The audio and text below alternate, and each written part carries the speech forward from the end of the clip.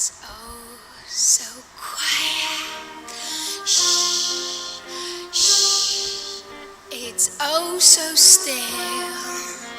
Shh, shh. Welcome back to the channel, everybody, to my non-spoiler review of A Quiet Place Part 2, written and directed by John Krasinski, starring Emily Blunt, Cillian Murphy and Millicent Simmons. Alright, sorry, this is going well. Anyway, before we get started today, I want to remind everybody, if you enjoy my content, please like, subscribe. I really want to grow this channel, just like my stomach. So please do this. And please leave comments. Nobody's leaving comments. I need comments. Thank you. Let's get into it. So I really enjoyed the first movie, and after watching it I was pleasantly surprised. Like, I really liked it and didn't know if there's going to be a sequel, because to be honest, it could be a standalone movie. It doesn't need a sequel. It left a lot of possibilities open for a sequel, but of course it smashed it. It did well and people loved it, so they're going to make a sequel because the studios, the companies, production companies behind this, they want money. And the budget of the last one was good. It made money, it made a profit, and it was a really good movie. I was really happy to hear John Krasinski was going to come back to write and direct the sequel. I've been a fan of his since watching The Office, where he plays Tim of The Office. What do you mean, Jim? It's Tim. It's Jim. Oh, wrong that's Martin Freeman. All right, sorry, I brought up the wrong Office. I brought up the Farley Superior version of The Office, known probably everywhere else as the UK Office.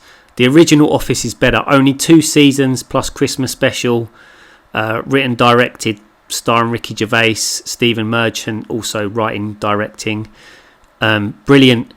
The original Office is an absolute classic. If you're a fan of the US version, or everyone probably just calls it The Office, please watch the British version. It's absolute genius. The American Office was good, at least the first few seasons, but it just went on way too long, got absolutely ridiculous, was unbelievable. The British Office, when you watch that, those people are like people you know. It's really like watching a document. I know it's a mockumentary, but it really is like watching a documentary. So please check out The Office. We're meant to be reviewing something at A Quiet Place Part 2, so let's get back onto it. But I really liked him as Jim in The Office. Alright, now we can get on with this. So A Quiet Place Part 2 continues the story of the Abbott family, minus Dad of course. And it basically picks up from the last movie. You know, they've figured out how to kill the Death Angels using Ironade technology to basically, you know, they put it up against the speaker, and it makes the creatures go whoa, crazy, and the armor comes off and they can shoot them, kill them, blow them away. Yeah. Just a reminder, this is non-spoilers. I'm not going to spoil the movie for anybody. I know it's a new movie. I'm going to say a few things, but these are things that are already in the trailers or things people know. I'm not going to spoil any of the plot or the story or anything like that, so don't worry. Yeah, so they've had to leave the farm now. They've had to go out off into the world. They've got the baby with them. That's, you know, probably going to bring problems of its own. The chills, the thrills, the scares. What can I say? This movie will have you on the edge of your seat. Like the first movie, you're going to think like, oh, who's going to die? Is somebody? Nobody is safe. No character is safe. That's the feeling you're going to have. You're going to be all the time like, no, please don't. Absolutely amazing. The way they use the creatures in this movie, I really like. Obviously, you got to see them at the end of the last movie. The flashback, but you know, the sequence that shows them as a family before all this happened and what happened in the beginning, absolutely amazing. It really gives you that feeling of loss, and it's really good the way John Krasinski wrote. Like, you can tell he's a father, so it's really it makes you feel for them. Millicent Simmons, the deaf actress who plays the deaf girl in this movie. She's absolutely amazing, like really good actress. I really liked watching her on screen. They've given her more to do in this movie, and it's really good. I like the point of view aspect, the humming, the whole soundtrack in this movie is amazing. The visuals in this movie, the way it's filmed, the direction, really, really good. It's beautifully filmed. Emily Blunt, what can I say about... Whoa. Where did we get that image from? Google Images? Yeah, we bet. Take it away. I've got a job to do. Yeah, okay. Emily Blunt, what can I say about her? Outstanding performance. Great actress. She was amazing in this. Really, really convincing. I enjoyed watching her on screen. One thing I would say about Emily Blunt is do not watch... Is it Mary Poppins Return? That is a poo-poo movie. If you want to watch a nice Mary Poppins movie with the kids, watch the original.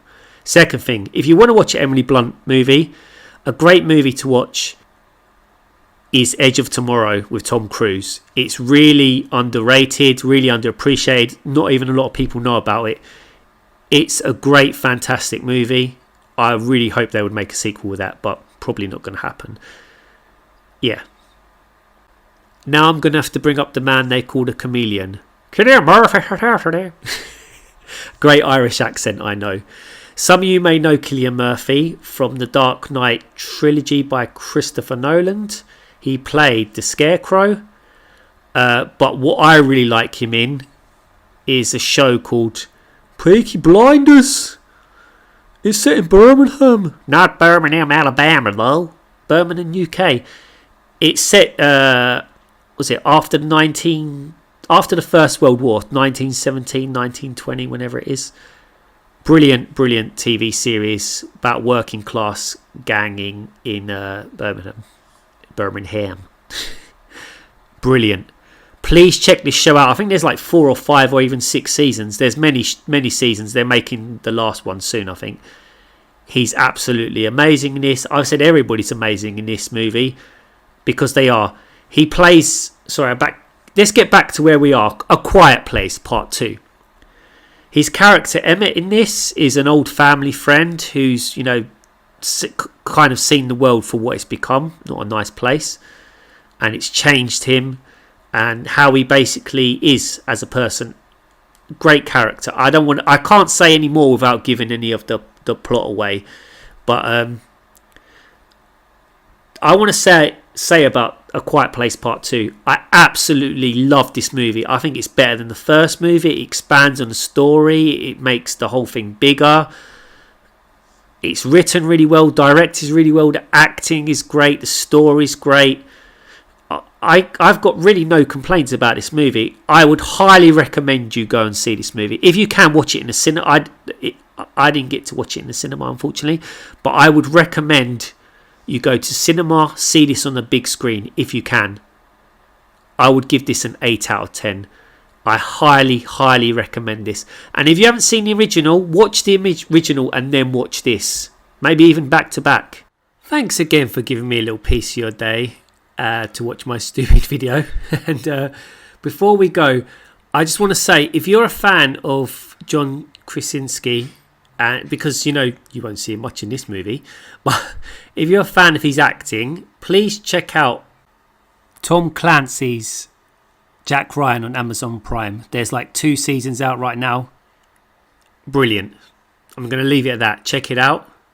And John Krasinski and Emily Blunt, they're a married couple. They work well together. Everything I've seen them do together is good. They have to star in the new Fantastic Four movie when they make it. That's just my opinion. A lot of people saying it. Emily Blunt's made some comments that she's not interested in superhero movies. Money talks. I really hope they do it. But let's see. Maybe he can direct it as well. Well, that's me done for today. So I'm going to leave you and say peace. Oh, sorry. I mean peace. Shh. Shush. Be quiet.